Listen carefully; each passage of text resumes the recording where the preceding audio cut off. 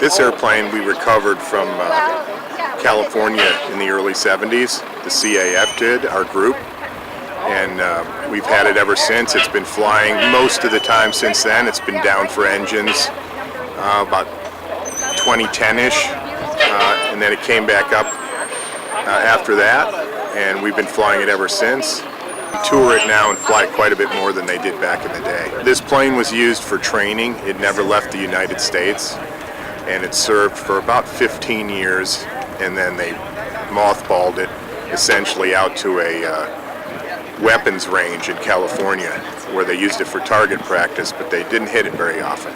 It was fairly rough. There's some photos out there. A lot of the instruments were out, a lot of controls were out.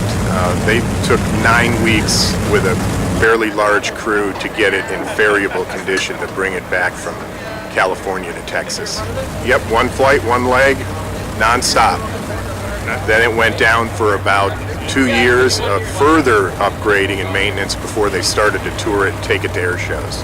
Well, the B-29 was, the design started in the late 30s, early 1940s, and this is obviously a follow-on model. The prototype had some differences, and it was developed by Boeing as a follow-on to the B-17, the B-24, etc. It was a heavy bomber with a contract put out by the U.S. government to carry X number of bombs at X speed at X altitude, and their goal was just to carry more than the B-17. This airplane will carry about 20,000 pounds of bombs for 15 hours, at 250 miles an hour.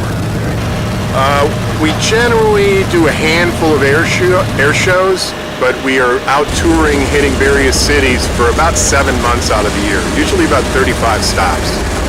Okay, CAF is an international organization. We have about 165 airplanes. The vast majority of them are flyable these days, and we do this to just tribute the history of the airplanes, the air crews, the people who built them.